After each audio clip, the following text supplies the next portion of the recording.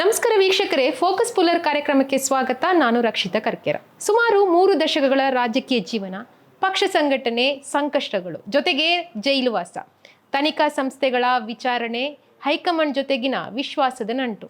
ಇವೆಲ್ಲದರ ನಂತರ ಕಾಂಗ್ರೆಸ್ನ ಪ್ರಭಾವಿ ನಾಯಕ ಡಿ.ಕೆ. ಶಿವಕುಮಾರ್ ಅವರು ಕರ್ನಾಟಕದ ಮುಖ್ಯಮಂತ್ರಿಯಾಗಿ ಅಧಿಕಾರ ವಹಿಸಿಕೊಳ್ಳಲು ಸಜ್ಜಾಗ್ತಿದ್ದಾರೆ.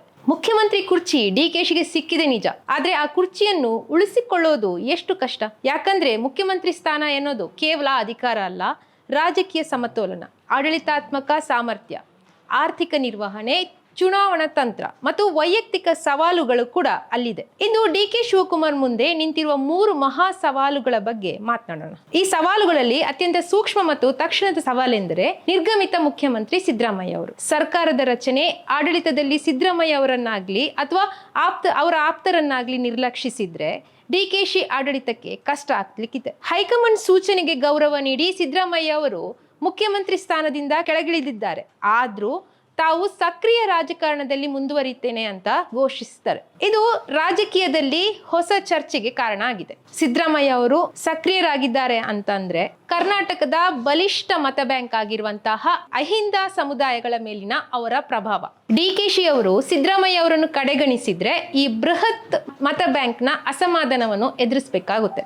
ಸಚಿವ ಸಂಪುಟ ಮತ್ತು ಆಡಳಿತದಲ್ಲಿ ಸಿದ್ದರಾಮಯ್ಯ ಅವರ ಬಣದ ಪ್ರಭಾವ. ಪ್ರಸ್ತುತ ಸಚಿವ ಸಂಪುಟದಲ್ಲಿ ಡಿ.ಕೆ. ಶಿವಕುಮಾರ್ ಬೆಂಬಲಿಗರಷ್ಟೇ ಸಿದ್ದರಾಮಯ್ಯ ಅವರ ಪರಮಾಪ್ತ ಸಚಿವರು ಕೂಡ ಇದ್ದಾರೆ.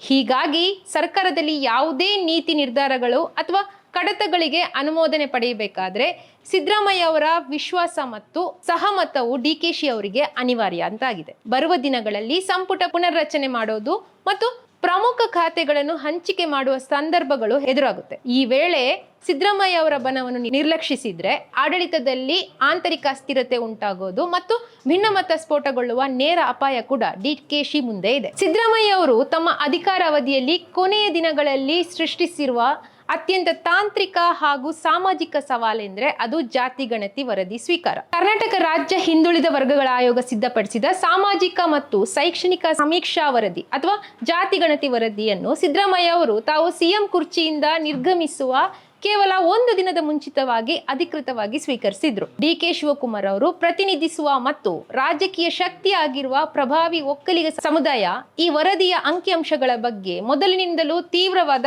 ಅಸಮಾಧಾನ ಹೊಂದಿದೆ. ಯಾವುದೇ ಕಾರಣಕ್ಕೂ ಈ ಜಾತಿ ಗಣತಿ ವರದಿ ಜಾರಿಗೆ ಬರಬಾರದು ಅಂತ ಪಟ್ಟು ಹಿಡಿದಿದೆ. ಒಂದು ವೇಳೆ ನೂತನ ಸಿಎಂ ಆಗಿ ಡಿ.ಕೆ. ಶಿವಕುಮಾರ್ ಅವರು ಈ ಜಾತಿ ಗಣತಿ ವರದಿಯನ್ನು ಜಾರಿಗೊಳಿಸಲು ಮುಂದಾದ್ರೆ ಸ್ವಂತ ಒಕ್ಕಲಿಗ ಸಮುದಾಯ ಹಾಗೂ ಮಠಾಧೀಶರ ಕೆಂಗಣ್ಣಿಗೆ ಗುರಿಯಾಗಬೇಕಾಗುತ್ತೆ. ಜಾರಿ ಮಾಡದೇ ಇದ್ರೆ ಹಿಂದುಳಿದ ವರ್ಗಗಳ ವಿರೋಧಿ ಎಂಬ ಹಣೆಪಟ್ಟಿ ಕಟ್ಕೊಳ್ಬೇಕಾಗುತ್ತೆ. ವರದಿ ಕುರಿತು ಅಸಮಾಧಾನ ಹೊರ ಹಾಕಿರುವಂತಹ ಒಕ್ಕಲಿಗ ನಾಯಕರನ್ನು ಸಿದ್ದರಾಮಯ್ಯ ಅವರು ತಮ್ಮ ತಂತ್ರಗಾರಿಕೆಯ ಮೂಲಕ ತಮ್ಮತ್ತ ಸೆಳೆದುಕೊಂಡು ಆ ಮೂಲಕ ಮುಖ್ಯಮಂತ್ರಿ ಪೀಠದಲ್ಲಿರುವ ಡಿ.ಕೆ. ಶಿವಕುಮಾರ್ ಅನ್ನು ಪರೋಕ್ಷವಾಗಿ ನಿಯಂತ್ರಿಸುವ ಸಾಧ್ಯತೆ ಕೂಡ ತಳ್ಳಿ ಹಾಕುವಂತಿಲ್ಲ. ಈ ಬಗ್ಗೆ ನಮ್ಮ ಪ್ರತಿನಿಧಿ ಚಂದ್ರಪ್ಪ ಎಂ ಅವರು ಮಾತನಾಡಿದ್ದಾರೆ. ಜೂನ್ 3ರಂದು ಮುಖ್ಯಮಂತ್ರಿಯಾಗಿ ಅಧಿಕಾರ ಸ್ವೀಕರಿಸ್ತಾ ಇರುವ ಡಿ.ಕೆ. ಶಿವಕುಮಾರ್ ಅವರ ಹಾದಿ ಅಷ್ಟೇನು ಸಲೀಸಾಗಿಲ್ಲ. ಬದಲಾಗಿ ಅನೇಕ ಸವಾಲುಗಳಿಂದ ಕೂಡಿದ ಮುಳ್ಳಿನ ಹಾದಿಯಂತಾಗಿದೆ. ನಿರ್ಗಮಿತ ಮುಖ್ಯಮಂತ್ರಿ ಸಿದ್ದರಾಮಯ್ಯ ಹಾಗೂ ಅವರ ಆಪ್ತ ಬಳಗವನ್ನು ಸಮಾಧಾನಪಡಿಸುವುದು ಮತ್ತು ಅವರನ್ನು ತನ್ನ ನಿಯಂತ್ರಣದಲ್ಲಿ ಇಟ್ಟುಕೊಂಡು ಮುನ್ನಡೆಸುವುದು ಬಹುದೊಡ್ಡ ಸವಾಲಾಗಿದೆ. ಇದಲ್ಲದೆ 2028ರ ಚುನಾವಣೆಗೆ ಪಕ್ಷವನ್ನು ಸಂಘಟಿಸಿ ಮತ್ತೆ ಅಧಿಕಾರಕ್ಕೆ ತರುವಲ್ಲಿ ಡಿ.ಕೆ. ಶಿವಕುಮಾರ್ ಅವರ ಪ್ರಯತ್ನ ಸಾಕಷ್ಟು ಬೇಕು. ಈ ಎಲ್ಲ ಅಸಮಾಧಾನಗಳನ್ನು ತಣಿಸಿಕೊಂಡು ಬಂಡಾಯಗಳನ್ನು ಶಮನ ಮಾಡಿಕೊಂಡು ಪಕ್ಷವನ್ನು ಮತ್ತೆ ಅಧಿಕಾರಕ್ಕೆ ತರಲು ಮತ್ತೊಂದು ಬಾರಿಗೆ ಮುಖ್ಯಮಂತ್ರಿ ಗಾದಿಗೆ ಹೇರಬೇಕಾದರೆ ಡಿ.ಕೆ. ಶಿವಕುಮಾರ್ ಅವರು ಎಲ್ಲರನ್ನೂ ವಿಶ್ವಾಸಕ್ಕೆ ತೆಗೆದುಕೊಂಡು ನಡೆದಲ್ಲಿ ಮಾತ್ರ ಅವರ ಆಡಳಿತ ಸುಗಮವಾಗಲಿದೆ. ಜೊತೆಗೆ ಪಕ್ಷವನ್ನು ಮತ್ತೆ ಅಧಿಕಾರಕ್ಕೆ ತರುವ ಸಾಧ್ಯತೆಗಳಿರ್ತವೆ. ಈ 2 ಸವಾಲುಗಳು ಒಂದೆಡೆ ಆದರೆ 3ನೇ ಸವಾಲು ಡಿ.ಕೆ. ಶಿವಕುಮಾರ್ ಅವರ ಮೇಲಿರುವ ಆರೋಪಗಳು. ಈ ಹಿಂದೆ ಅಕ್ರಮ ಹಣ ವರ್ಗಾವಣೆ ಪ್ರಕರಣದಲ್ಲಿ ಜಾರಿ ನಿರ್ದೇಶನಾಲಯ ಪ್ರಕರಣವನ್ನು ದಾಖಲಿಸಿತ್ತು. ಇದೇ ಪ್ರಕರಣದಲ್ಲಿ ತಿಹಾರ್ ಜೈಲಿನಲ್ಲಿ ಕೆಲಕಾಲ ಕಳೆಯಬೇಕಾಗಿತ್ತು. ಅದಾದ ಬಳಿಕ ಡಿ.ಕೆ. ಶಿವಕುಮಾರ್ ಅವರು ಪ್ರಕರಣದ ವಿರುದ್ಧ ಸಾಕಷ್ಟು ಕಾನೂನು ಹೋರಾಟಗಳನ್ನು ನಡೆಸಿದ್ರು. ಅಂತಿಮವಾಗಿ ಸುಪ್ರೀಂ ಕೋರ್ಟ್ನಲ್ಲಿ 2018ರ ಇಡಿ ಪ್ರಕರಣವನ್ನು ರದ್ದುಗೊಂಡಿತು. ಈಗ ಅಕ್ರಮ ಹಣ ವರ್ಗಾವಣೆಗೆ ಸಂಬಂಧಿಸಿದಂತೆ ಈಗ ಅದೇ ಪ್ರಕರಣವನ್ನು ಸಿಬಿಐ ದಾಖಲಿಸಿಕೊಂಡಿದೆ. ಈ ಹಿಂದಿನ ಕರ್ನಾಟಕ ಬಿಜೆಪಿ ಸರ್ಕಾರ ಸಿಬಿಐ ತನಿಖೆಗೆ ಅನುಮತಿ ನೀಡಿದ್ದನ್ನು ಕಾಂಗ್ರೆಸ್ ಸರ್ಕಾರ ಹಿಂಪಡೆದಿತ್ತು. ಈಗ ಸಚಿವ ಸಂಪುಟದ ನಿರ್ಧಾರವನ್ನು ಪ್ರಶ್ನಿಸಿ ಬಿಜೆಪಿ ಹಾಗೂ ಸಿಬಿಐನವರು ಸುಪ್ರೀಂ ಕೋರ್ಟ್ ಮೆಟ್ಟಿಲೇರಿದ್ದು ಪ್ರಸ್ತುತ ಅದು ವಿಚಾರಣೆ ಹಂತದಲ್ಲಿದೆ. ಈ ಎಲ್ಲ ಸವಾಲುಗಳನ್ನು ಮೆಟ್ಟಿ ನಿಂತು ಸುಭದ್ರ ಆಡಳಿತ ನೀಡುವತ್ತ ಯಾವ ರೀತಿ ಚಿತ್ತ ಹರಿಸ್ತಾರೆ ಅನ್ನೋದು ಈಗ ಯಕ್ಷ ಪ್ರಶ್ನೆ ಆಗಿದೆ. ಇನ್ನು DKಶಿ ಎದುರು ಇರುವಂತಹ ಎರಡನೇ ಅತಿ ದೊಡ್ಡ ಸವಾಲಂದ್ರೆ 2028ರ ಚುನಾವಣೆ ಮತ್ತು ಅದಕ್ಕೆ ಬೇಕಾಗಿರುವಂತಹ ರಣತಂತ್ರ. DK ಶಿವಕುಮಾರ್ ಅವರ ರಾಜಕೀಯ ಭವಿಷ್ಯ ಮತ್ತು ಕರ್ನಾಟಕ ಕಾಂಗ್ರೆಸ್ನ ಸರ್ಕಾರದ ಸುಭದ್ರತೆಯನ್ನು ನಿರ್ಧರಿಸುವ ಎರಡನೇ ಅತಿ ದೊಡ್ಡ ಸವಾಲಂತಂದ್ರೆ ಅದು 2028ರ ವಿಧಾನಸಭಾ ಚುನಾವಣೆ. ಆಡಳಿತ ವಿರೋಧಿ ಅಲೆಯನ್ನು ಮೀರಿ ಕಾಂಗ್ರೆಸ್ ಪಕ್ಷವನ್ನು ಸತತ ಎರಡನೇ ಬಾರಿಗೆ ಪೂರ್ಣ ಬಹುಮತದೊಂದಿಗೆ ಅಧಿಕಾರಕ್ಕೆ ತರುವ ಮಹತ್ವದ ಜವಾಬ್ದಾರಿ ಅವರ ಹೆಗಲ ಮೇಲಿದೆ. ಮುಂಬರುವ 2 ವರ್ಷಗಳಲ್ಲಿ DK ಶಿವಕುಮಾರ್ ಅವರ ಸಾಂಸ್ಥಿಕ ಸಾಮರ್ಥ್ಯ ಮತ್ತು ಚುನಾವಣಾ ಚಾಣಾಕ್ಷತನಕ್ಕೆ ಅತಿ ದೊಡ್ಡ ಪರೀಕ್ಷೆಯಾಗ್ಲಿಕ್ಕಿದೆ. 2028ರ ಮಹಾ ಚುನಾವಣೆ ಹೈಕಮಾಂಡ್ನ ಅತಿ ದೊಡ್ಡ ಗುರಿ ಅಂತಾನೆ ಹೇಳ್ಬೋದು. 2028ರ ಚುನಾವಣೆಯಲ್ಲಿ ಕಾಂಗ್ರೆಸ್ ಮತ್ತೆ ಅಧಿಕಾರಕ್ಕೆ ಬಂದ್ರೆ ಮಾತ್ರ DKಶಿ ಅವರ ರಾಜಕೀಯ ಭವಿಷ್ಯ ಮತ್ತು ಅವರ ಮುಖ್ಯಮಂತ್ರಿ ಸ್ಥಾನದ ಕನಸು ಮತ್ತಷ್ಟು ಭದ್ರವಾಗ್ಲಿಕ್ಕಿದೆ. ಕಾಂಗ್ರೆಸ್ ಹೈಕಮಾಂಡ್ ಕೂಡ DKಶಿ ಮುಂದೆ ಇದೇ ಗುರಿಯನ್ನಿಟ್ಟಿದೆ.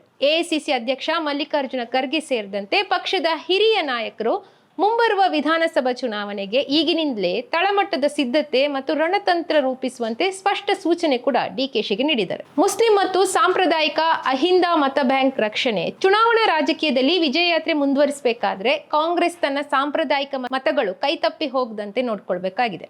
ಯಾಕಂದ್ರೆ ಬಿಜೆಪಿ ದೇಶಾದ್ಯಂತ SIR ಜಾರಿ ಮಾಡುವ ಮೂಲಕ ಪ್ರತಿಪಕ್ಷಗಳ ಓಟ್ಗಳ ಪ್ರಮಾಣ ಕಡಿಮೆ ಆಗುವಂತೆ ನೋಡಿಕೊಂಡಿದೆ. ಅದೇ ತಂತ್ರವನ್ನು ಕರ್ನಾಟಕದಲ್ಲಿ ಬಳಸಲು ಮುಂದಾಗಿದೆ. ಇತ್ತೀಚೆಗೆ ಬೆಂಗಳೂರಿಗೆ ಬಂದಿದ್ದಂತಹ ಬಿಜೆಪಿ ರಾಷ್ಟ್ರಾಧ್ಯಕ್ಷ ನಿತಿನ್ ನಬೀನ್ ಬೆಂಗಾಲ್ ಮಾದರಿಯಲ್ಲಿ ಮುಂದಿನ ಚುನಾವಣೆ ಎದುರಿಸಿ ಅಂತ ಸೂಚನೆ ಕೊಟ್ಟಿದ್ರು. ಇದು SIR ಎಂಬುದರ ಪರೋಕ್ಷ ಉಲ್ಲೇಖ ಅಂತಾನೆ ಹೇಳ್ಬೋದು. ಹೀಗಾಗಿ ಹಿಂದುಳಿದ ಮತ್ತು ಪಕ್ಷದ ಗಟ್ಟಿಯಾದ ಬೆಂಬಲವಾಗಿರುವಂತಹ ಮುಸ್ಲಿಂ ಮತಗಳನ್ನು ಸಂಪೂರ್ಣವಾಗಿ ಉಳಿಸಿಕೊಳ್ಳೋದು DKಶಿ ಮುಂದಿರುವ ಪ್ರಮುಖ ಸವಾಲು. ಬಿಜೆಪಿ JDS ನಂತಹ ವಿರೋಧ ಪಕ್ಷಗಳು ಕಾಂಗ್ರೆಸ್ ಅನ್ನು ಬಗ್ಗು ಬಡಿಯಲು ಮತ್ತು ಮತ ಧ್ರುವೀಕರಣ ಮಾಡಲು ಹೂಡುವ ತಂತ್ರಗಳಿಗೆ DK ಶಿವಕುಮಾರ್ ನೇತೃತ್ವದ ಸರ್ಕಾರ ಅಷ್ಟೇ ಪ್ರಬಲವಾದ ಮತ್ತು ಚಾಣಾಕ್ಷತನದ ಪ್ರತಿತಂತ್ರಗಳನ್ನು ರೂಪಿಸಬೇಕಾಗಿದೆ. ಇನ್ನು DKಶಿಯ ಮೊದಲ ಪ್ರತಿಷ್ಠೆಯ ಕಣ 2028ರ ವಿಧಾನಸಭಾ ಚುನಾವಣೆಗೂ ಮುನ್ನ DKಶಿ ಎದುರಿಸಬೇಕಾಗಿರುವಂತಹ ಪ್ರಮುಖ ರಾಜಕೀಯ ಪರೀಕ್ಷೆ ಅಂದ್ರೆ ಅದು ಗ್ರೇಟರ್ ಬೆಂಗಳೂರು ಪ್ರಾಧಿಕಾರ ಅಂದ್ರೆ GBA ಚುನಾವಣೆ. ಬೆಂಗಳೂರಿನ ಆಡಳಿತವನ್ನು ಕಾಂಗ್ರೆಸ್ ತೆಕ್ಕೆಗೆ ತೆಗೆದುಕೊಳ್ಳುವ ವೈಯಕ್ತಿಕ ಹಾಗೂ ರಾಜಕೀಯ ಪ್ರತಿಷ್ಠೆಯ ಪ್ರಶ್ನೆಯಾಗಿದೆ ಇದು. ಈ ಮಹಾನಗರದ ಗೆಲುವು 2028ರ ಚುನಾವಣೆಗೆ ದಿಕ್ಸೂಚಿಯಾಗ್ಲಿಕ್ಕಿದೆ. ಜನಾಭಿಪ್ರಾಯದ ಮೊದಲ ಪರೀಕ್ಷೆ. ಇದರ ಜೊತೆಗೆ ರಾಜ್ಯದ ವಿವಿಧ ಸ್ಥಳೀಯ ಸಂಸ್ಥೆಗಳ ಚುನಾವಣೆಗಳು ಕೂಡ DKಶಿಗೆ ಸವಾಲಾಗಿ ಎದುರಾಗ್ಲಿಕ್ಕಿದೆ. ಗ್ರಾಮ ಪಂಚಾಯಿತಿಗಳಿಂದ ಹಿಡಿದು ನಗರ ಸ್ಥಳೀಯ ಸಂಸ್ಥೆಗಳವರೆಗೆ ನಡೆಯುವ ಚುನಾವಣೆಗಳು ಸರ್ಕಾರದ ಸದ್ಯದ ಜನಪ್ರಿಯತೆಯನ್ನು ಅಳೆಯುವ ಪ್ರಮುಖ ಮಾಪಕಗಳಾಗಿವೆ. ಈ ಬಗ್ಗೆ ರಾಜ್ಯ ಶೋಷಿತ ವರ್ಗಗಳ ಮಹಾ ಒಕ್ಕೂಟದ ಅಧ್ಯಕ್ಷ KM ರಾಮಚಂದ್ರಪ್ಪ ಅವರು ಮಾತನಾಡಿದ್ದಾರೆ. 17% ಹಾಕಿರೋ ಒಕ್ಕಲಿಗರಿಂದ ಬಂತ, 25% ಹಾಕಿರೋ ಲಿಂಗಾಯತರಿಂದ ಸರ್ಕಾರ ಬಂತ. ಈ ವರ್ಗಕ್ಕೆ ನೀವೇನ್ ಮಾಡಿದಿರಿ? ಕಾಂಗ್ರೆಸ್ ಪಕ್ಷದಿಂದ ನಿಮ್ಮ ಕೊಡುಗೆ ಏನು ಈ ವರ್ಗಕ್ಕೆ? ಮುಖ್ಯಮಂತ್ರಿ ಮಾಡಿದ್ರಿ, ಅವ್ರಿಗೆ ಏನ್ ಸ್ವತಂತ್ರವಾಗಿ ಬಿಟ್ಟಿದ್ದೀರಿ? ಬಿಟ್ಟಿಲ್ಲ, ಸ್ವತಂತ್ರವಾಗಿ ಬಿಟ್ಟಿಲ್ಲ ರೀ. ಅವ್ರು ಮಾಡಿದ್ದಕ್ಕೆಲ್ಲ ಕೊಕ್ಕೆ ಹಾಕಿಸಿದ್ರಲ್ಲಿ ಹೋಗಿ ಈಗಿನ ಮುಖ್ಯಮಂತ್ರಿ. ಏನು ನನಗೇನು ಇವಾಗ ಯಾರು ಆಗ್ತಾರೆ ಮುಖ್ಯಮಂತ್ರಿ? ನನಗೇನು ಭಯ ಏನು? DK ಶಿವಕುಮಾರ್ ಅದನ್ನೇ ಹೇಳ್ತೀನಿ. ನನಗೇನು ಹೈಕಮಾಂಡು ಮತ್ತೆ ರಾಜ್ಯಾಧ್ಯಕ್ಷರು ಅವ್ರದ್ದೇ ಟೋಟಲ್ 13ರಿಂದ 18ರ ತನಕ ಆಡಳಿತ ಹೆಂಗಿತ್ತು?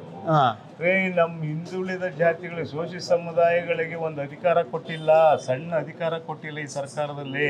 ಲೀಸ್ಟ್ ಇವಾಗ ಹೈಕಮಾಂಡ್ ಹತ್ರ ಅದೇ, ಅದನ್ನ ಹಂಗೆ ಇಟ್ಕೊಂಡು ಕೂತವ್ರೆ. ಇನ್ನೆಲ್ಲಿ ಅಧಿಕಾರ ಕೊಡ್ತಾರ ಅವರು? ಬರೀ ಅದನ್ನ ನಮ್ಮನ್ನು ವೋಟ್ ಬ್ಯಾಂಕ್ ಅಂತ ಮಾಡ್ಕೊಂಡವ್ರು. ಆ ವೋಟ್ ಬ್ಯಾಂಕ್ ಚೆದರ್ತದೆ ಈ ಸಲ. ಏನಾದರೂ ಮುಂದುವರೆದ್ರೆ ಅವ್ರು ಬದಲಾವಣೆ ಮಾಡ್ಕೊಂಡ್ರೆ ಒಟ್ಟಿಗೆ ಇರ್ತಾರೆ ಜನ. ಇಲ್ಲ ಅಂದ್ರೆ ಏನೀಗ ಇದೆ ಅಷ್ಟು ಬೆಂಬಲ ಸಿಗಲ್ಲ. ಗೊತ್ತು, ಅವ್ರಿಗೂ ಗೊತ್ತು, ಹೈಕಮಾಂಡ್ಗೂ ಗೊತ್ತು. ಆದರೂ ಕೂಡ ಯಾವ ಉದ್ದೇಶದಿಂದ ಕೊಟ್ಟವ್ರಂತ ನೀವು ಹೈಕಮಾಂಡ್ನ ಕೇಳಿ. ಇನ್ನು DK ಶಿವಕುಮಾರ್ ಅವರಿಗೆ ಮೂರನೇ ಅತಿ ದೊಡ್ಡ ಸವಾಲೆಂದ್ರೆ ಅದು ಅವರ ಮೇಲಿರುವಂತಹ ವಿವಿಧ ತನಿಖಾ ಸಂಸ್ಥೆಗಳ ಕಾನೂನು ಪ್ರಕರಣಗಳು. ಆ ಪ್ರಕರಣಗಳನ್ನು ನಿಭಾಯಿಸೋದು ಕೂಡ ಅವರಿಗೆ ದೊಡ್ಡ ಸವಾಲು ಅಂತಾನೆ ಹೇಳ್ಬೋದು. ಈ ಕಾನೂನು ಹೋರಾಟಗಳು ಕೇವಲ ವೈಯಕ್ತಿಕವಾಗಿಲ್ಲ, ಬದಲಿಗೆ ಇಡೀ ಸರ್ಕಾರದ ಸುಭದ್ರತೆ ಮತ್ತು ವಿರೋಧ ಪಕ್ಷಗಳ ರಾಜಕೀಯ ಅಸ್ತ್ರಗಳಿಗೆ ನೇರ ನಂಟು ಹೊಂದಿದೆ. DKಶಿ ವಿರುದ್ಧ ಇರುವಂತಹ ಅತಿ ದೊಡ್ಡ ಪ್ರಕರಣ ಅಂದ್ರೆ ಆದಾಯ ತೆರಿಗೆ ಇಲಾಖೆಯ 2017 ಪ್ರಕರಣ. ಈ ಇಡೀ ಕಾನೂನು ಸರಣಿಯ ಮೂಲ ಇರೋದು 2017 ಆಗಸ್ಟ್ ನಲ್ಲಿ ನಡೆದ ಹೈ ಪ್ರೊಫೈಲ್ ಐಟಿ ದಾಳಿಯಲ್ಲಿ. ಗುಜರಾತ್ ರಾಜ್ಯಸಭಾ ಚುನಾವಣೆಯ ಸಂದರ್ಭದಲ್ಲಿ ಅಹಮದ್ ಪಟೇಲ್ ಅವರ ಗೆಲುವಿಗಾಗಿ ಕಾಂಗ್ರೆಸ್ ಶಾಸಕರಿಗೆ ಬೆಂಗಳೂರಿನ ಈಗಲ್ಟನ್ ರೆಸಾರ್ಟ್ನಲ್ಲಿ ಡಿಕೆ ಶಿವಕುಮಾರ್ ಅವರು ಆಶ್ರಯ ಕೊಟ್ಟಿದ್ರು. ಈ ವೇಳೆ ಅವರ ನಿವಾಸ, ಕಚೇರಿಗಳು ಮತ್ತು ರೆಸಾರ್ಟ್ಗಳ ಮೇಲೆ ಐಟಿ ಅಧಿಕಾರಿಗಳು ಬೃಹತ್ ದಾಳಿ ನಡೆಸಿದ್ರು. ತೆರಿಗೆ ವಂಚನೆ, ಲೆಕ್ಕಕ್ಕೆ ಸಿಗದ ಹಣ ಪತ್ತೆ ಮತ್ತು ಹವಾಲಾ ವಹಿವಾಟಿನ ಆರೋಪ ಅವ್ರ ಮೇಲೆ ಹೊರಿಸಲಾಗಿತ್ತು. ಈ ಪ್ರಕರಣಕ್ಕೆ ಸಂಬಂಧಿಸಿದಂತೆ ತನಿಖಾ ಸಂಸ್ಥೆಗಳು ಮಂಡಿಸಿದ ಕೆಲವು ಪ್ರಮುಖ ಚೀಟಿಗಳು ಮತ್ತು ಡೈರಿ ದಾಖಲೆಗಳನ್ನು ಕಾನೂನುಬದ್ಧವಾಗಿ ಸಾಕ್ಷ್ಯ ಅಂತ ಪರಿಗಣಿಸಲು ಸಾಧ್ಯವಿಲ್ಲ ಎಂದು ಬೆಂಗಳೂರಿನ ಆರ್ಥಿಕ ಅಪರಾಧಗಳ ವಿಶೇಷ ನ್ಯಾಯಾಲಯವು ಡಿಕೆಶಿ ಅವರನ್ನು ಕ್ರಿಮಿನಲ್ ಮೊಕದ್ದಮೆಯಿಂದ ಮುಕ್ತಗೊಳಿಸಿ ಆದೇಶ ನೀಡಿತ್ತು. ವಿಶೇಷ ನ್ಯಾಯಾಲಯದ ಈ ಆದೇಶವನ್ನು ಪ್ರಶ್ನಿಸಿ ಐಟಿ ಇಲಾಖೆ ಕರ್ನಾಟಕದ ಹೈಕೋರ್ಟ್ ಮೆಟ್ಲೇರಿತ್ತು. ಆದರೂ ಹೈಕೋರ್ಟ್ ಸಹ ಕೆಳ ನ್ಯಾಯಾಲಯದ ತೀರ್ಪನ್ನು ಎತ್ತಿ ಹಿಡಿದಿತ್ತು. ಇದು ಡಿಕೆಶಿಗೆ ಸಿಕ್ಕಂತ ಬಿಗ್ ರಿಲೀಫ್ ಆಗಿತ್ತು. ಇದರಿಂದಾಗಿ ಈ ಪ್ರಕರಣದ ಪ್ರಮುಖ ಕ್ರಿಮಿನಲ್ ವಿಚಾರಣೆ ಮತ್ತು ಬಂಧನದ ಭೀತಿಯಿಂದ ಅವರು ಮುಕ್ತರಾಗಿದ್ದಾರೆ. ಅವರ ಮೇಲಿರುವ ಮತ್ತೊಂದು ಪ್ರಕರಣ ಅಂದ್ರೆ ಜಾರಿ ನಿರ್ದೇಶನಾಲಯದ ಅಕ್ರಮ ಹಣ ವರ್ಗಾವಣೆ ಪ್ರಕರಣ. ಐಟಿ ಇಲಾಖೆ ನೀಡಿದ ದೂರಿನ ಆಧಾರದ ಮೇಲೆ ಇಡೀ ಸಂಸ್ಥೆಯು 2018ರಲ್ಲಿ ಅಕ್ರಮ ಹಣ ವರ್ಗಾವಣೆ ಕಾಯ್ದೆಯಡಿ ಪ್ರಕರಣ ದಾಖಲಿಸಿಕೊಂಡಿತ್ತು.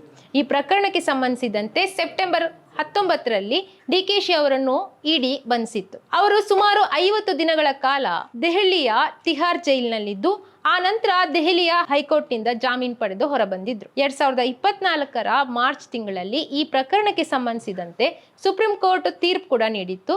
ಮೂಲ ಐಟಿ ಕ್ರಿಮಿನಲ್ ಮೊಕದ್ದಮೆಗಳೇ ರದ್ದಾಗಿರೋದ್ರಿಂದ ಆ ಆಧಾರದ ಮೇಲೆ ದಾಖಲಾಗಿರುವಂತ ಇಡೀ ಪ್ರಕರಣಗಳು ನಿಲ್ಲೋದಿಲ್ಲ ಅಂತ ಹೇಳಿ 2018ರಲ್ಲಿ ಇಡೀ ಪ್ರಕರಣವನ್ನು ಸುಪ್ರೀಂ ಕೋರ್ಟ್ ಸಂಪೂರ್ಣವಾಗಿ ವಜಾಗೊಳಿಸಿತ್ತು. ಇನ್ನು ಡಿಕೆ ಶಿವಕುಮಾರ್ ಅವರಿಗೆ ಅತ್ಯಂತ ಸವಾಲಾಗಿ ಪರಿಣಮಿಸಿರೋದು ಮತ್ತು ರಾಜಕೀಯವಾಗಿ ಹೆಚ್ಚು ಚರ್ಚೆಯಲ್ಲಿರೋದು ಅಕ್ರಮ ಆಸ್ತಿ ಗಳಿಕೆ ಪ್ರಕರಣ. ಇಡೀ ತನಿಖೆಯ ವೇಳೆ ಪತ್ತೆಯಾದಂತ ಅಂಶಗಳ ಆಧಾರದ ಮೇಲೆ ಡಿಕೆ ಶಿವಕುಮಾರ್ ಅವರು ತಮ್ಮ ಆದಾಯಕ್ಕಿಂತ ಹೆಚ್ಚು ಆಸ್ತಿ ಗಳಿಸಿದರೆಂಬ ಆರೋಪ ಕೇಳಿಬಂತು.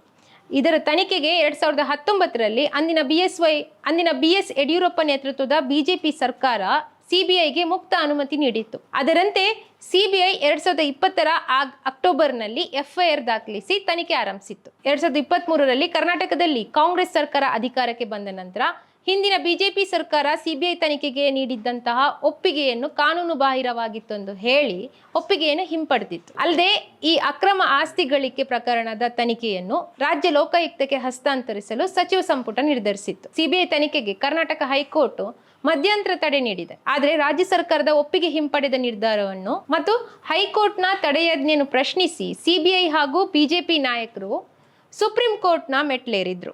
ಈ ವಿಚಾರಣೆ ಸದ್ಯ ಚಾಲ್ತಿಯಲ್ಲಿದೆ. ಈ ಮಧ್ಯೆ ಅಕ್ರಮ ಹಣ ವರ್ಗಾವಣೆ ಪ್ರಕರಣಕ್ಕೆ ಸಂಬಂಧಿಸಿದಂತೆ ತನಿಖಾ ಸಂಸ್ಥೆಗಳು ಯಾವುದೇ ಬಲವಂತದ ಕ್ರಮ ಕೈಗೊಳ್ಳದಂತೆ ಕೋರಿ ಡಿಕೆ ಶಿವಕುಮಾರ್ ಅವರು ಸಲ್ಲಿಸಿರುವ ಅರ್ಜಿ ವಿಚಾರಣೆ ನಡೆಸಿದಂತಹ ದೆಹಲಿ ಹೈಕೋರ್ಟ್ ಅವರಿಗೆ ಮಧ್ಯಂತರ ರಕ್ಷಣೆ ನೀಡುವ ಮೂಲಕ ಸದ್ಯ ಬಂಧನದಿಂದ ರಿಲೀಫ್ ನೀಡಿದೆ. ಕ್ರಿಮಿನಲ್ ಮೊಕದ್ದಮೆಗಳಿಂದ ರಿಲೀಫ್ ಸಿಕ್ಕಿದ್ರು ಡಿಕೆ ಶಿವಕುಮಾರ್ ಅವರ ಮೇಲಿರುವ ಆರ್ಥಿಕ ಹೊಣೆಗಾರಿಕೆಯ ಸಿವಿಲ್ ಹೋರಾಟಗಳು ಇನ್ನೂ ಮುಗ್ದಿಲ್ಲ.